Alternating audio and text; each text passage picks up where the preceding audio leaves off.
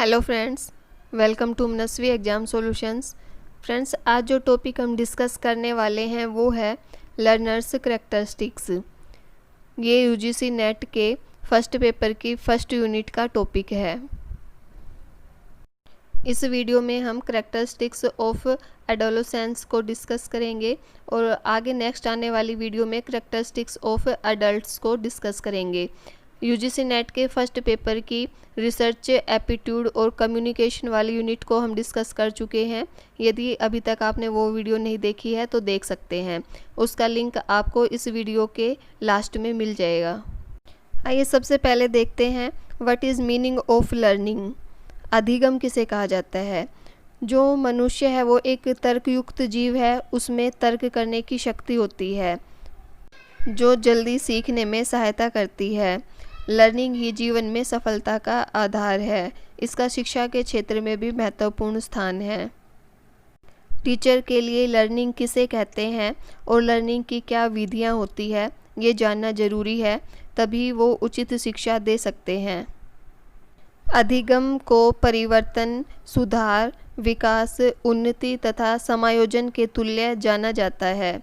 Learning is said to be equivalent to change, modification, growth, development, improvement and adjustment. यह केवल school की शिक्षा, cycle चलाने, पढ़ने या टाइप करने तक सीमित नहीं है, बल्कि ये एक विशाल शब्द है जिसकी व्यक्ति पर गहरी छाप या प्रभाव पड़ता है। अधिगम की कुछ परिभाषाएं इस प्रकार है। According to Gates, learning is modification of behaviour through experience. अधिगम अनुभव द्वारा व्यवहार में सुधार है। According to Woodworth, any addition to our existing experience is a kind of learning. हमारे वर्तमान अनुभव में वृद्धि अधिगम का प्रकार है। नेक्स्ट देखते हैं कि लर्नर किसे कहा जाता है। ए learner is someone who is learning about something, rather it is about a subject or a topic or related to practical knowledge। जो भी लर्निंग करने वाला होता है, कुछ सीखने वाला होता है, उसको लर्नर कहा जाता है। किसी लर्नर के लिए सुटेबल लर्निंग क्या होगी, इजी मेथड ऑफ लर्निंग क्या होगा, ये जानने के लिए ये जानना ज़रूरी है कि लर्नर की करैक्टरिस्टिक्स क्या है। लर्नर की करैक्टरिस्टिक्स को जानने के लिए लर्नर की academic, cognitive, emotional and social characteristics को जानना ज़रूरी है। यूजीसी नेट के एग्ज़ाम में टॉपिक है वो है characteristics of adolescents and adult learners. तो हम देखते हैं कि एडोलेसेंट लर्नर की क्या करैक्टरिस्टिक्स होती है। आइए देखते हैं इमोशनल करैक्टरिस्टिक्स ऑफ एडोलेसेंट्स, किशोरों की संवेगात्मक विशेषताएं।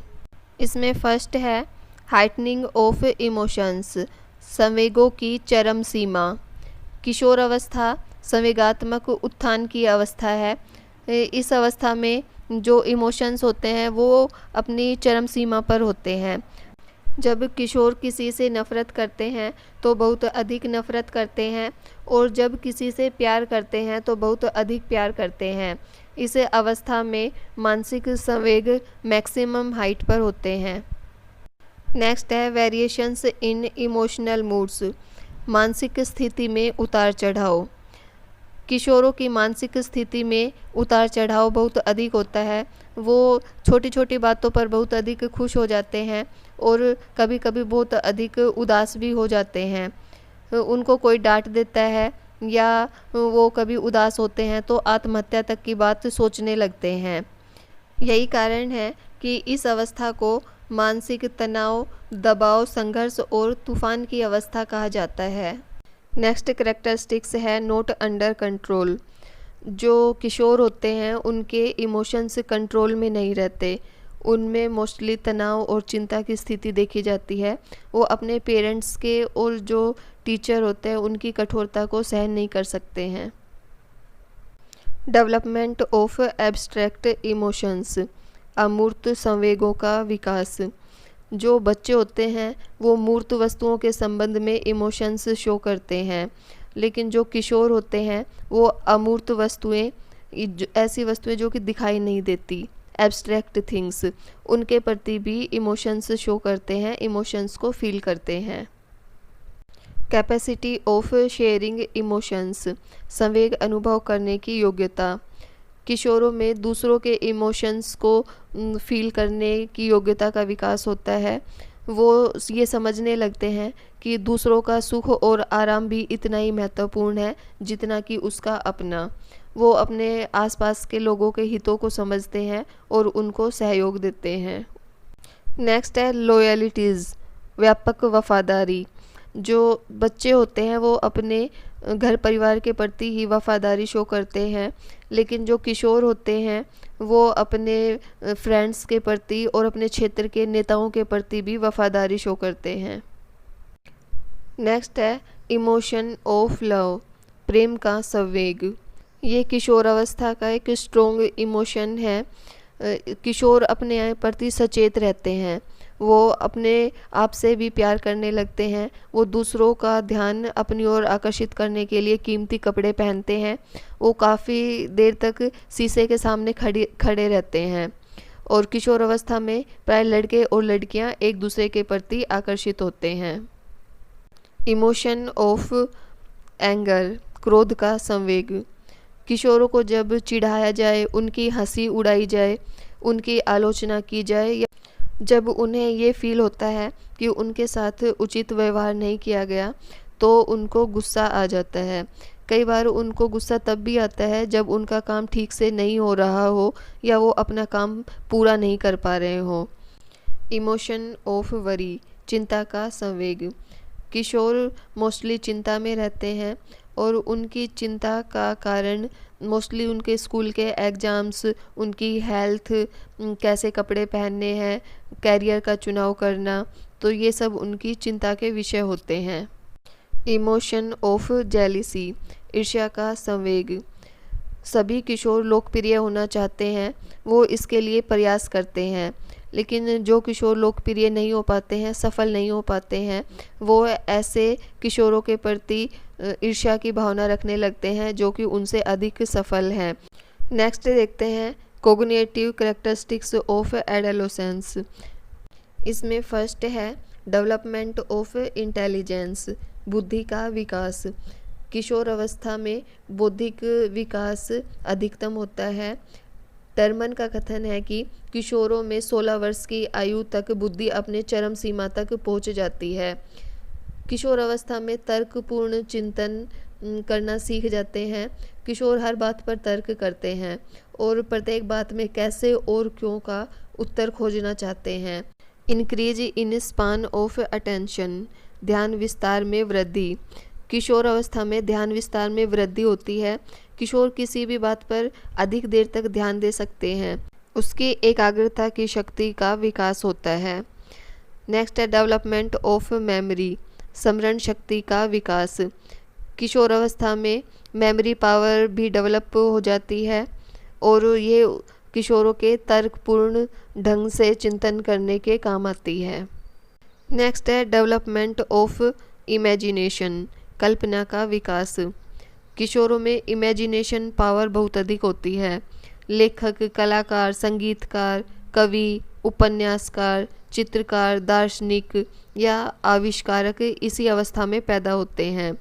Development of thinking and reasoning, चिंतन और तर्क शक्ति का विकास।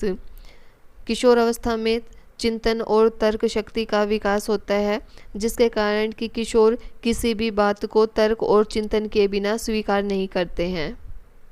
डेवलपमेंट ऑफ लर्निंग एबिलिटी, अधिगम योग्यता का विकास। किशोर अवस्था में लर्निंग एबिलिटी डेवलप हो जाती है, जिसके कारण किशोर शीघ्रता से सीखते हैं और वो सीखे हुए ज्ञान को धारण कर सकते हैं और पुनः स्मरण करने में सफल होते हैं। Development of problem solving ability, किशोर अवस्था में किशोरों में समस्या समाधान करने की योग्यता का विकास हो जाता है। Development of decision making ability, किशोर अवस्था में किशोर लड़के और लड़कियों में निर्णय करने की योग्यता का विकास होता है। वे जीवन में विभिन्न प्रकार के निर्णय लेते हैं। Development of abstract thinking. किशोरावस्था में किशोरों में एब्स्ट्रैक्ट थिंकिंग का विकास हो जाता है, अमूर्त चिंतन का विकास हो जाता है। हीरो वर्शिप, नायक पूजा। किशोरावस्था में किशोर लड़के और लड़कियां किसी फिल्म स्टार को, राजनीतिक या धार्मिक नेता को, किसी वैज्ञानिक को, खिलाड़ी को या फिर किसी ऐतिहासिक महापुरुष को अपना आदर्श बना लेते हैं और उसके जैसा ही बनने का प्रयास करते हैं। नेक्स्ट देखते हैं सोशल कैरेक्टरिस्टिक्स ऑफ एडोलेसेंस। किशोरावस्था में सामाजिक विकास। इसमें फर्स्ट है सोशल कॉन्शियसनेस, सामाजिक चेतना का विकास। किशोरावस्था में किशोरों को ये अनुभव होने लगता है कि समाज में उसका क्या स्थान है, समाज में उसको किस प्रकार से रहना चाहिए। वो अपने पेरेंट्स की, टीचर की और अपने फ्रेंड्स की प्रशंसा प्राप्त करने का प्रयास करते हैं। नेक्स्ट है इंक्रीज इन फ्रेंडली रिलेशनशिप्स, मैत्री संबंधों में वृद्धि। सभी किशोर लड़के और लड़कियां फ्रेंड बनाना पसंद करते हैं। इससे उनके सोशल कॉन्टैक्ट्स में वृद्धि होती है। कुछ किशोर बहुत ज़्यादा मिलनसार होते हैं, लेकिन कुछ किशोर ऐसे होते हैं जो स्वयं तक ही सीमित रहते हैं, आत्म केंद्रित रहते हैं। डेवलपमेंट ऑफ लीडरशिप, नेतृत्व का विकास। किशोरावस्था में किशोरों में लीडरशिप क्वालिटी डेवलप हो जाती है। वो नेतृत्व करना चाहते हैं और कई किशोर नेता बनने की भी आकांक्षा रखते हैं।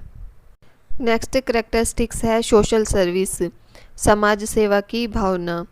शैशवावस्था में जो सेल्फिशनेस की फीलिंग होती है वो किशोर अवस्था में दूसरों पर उपकार करने की भावना के रूप में चेंज हो जाती है। किशोरों में अपने देश के प्रति और समाज के प्रति त्याग और बलिदान की भावना दिखाई देती है।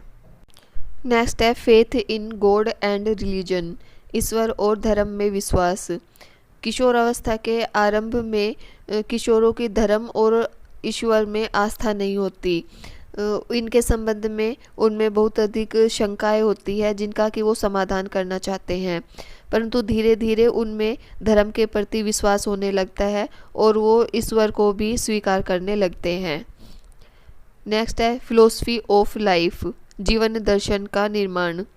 किशोर अवस्था से पहले बच्चे सत्य असत्य, नैतिक अनैतिक, अच्छी बुरी बातों के बारे में अनेक प्रकार के प्रश्न पूछते हैं, लेकिन किशोर होने पर वो स्वयं इन बातों पर विचार करने लगते हैं और परिणाम स्वरूप उनके जीवन दर्शन का निर्माण होता है।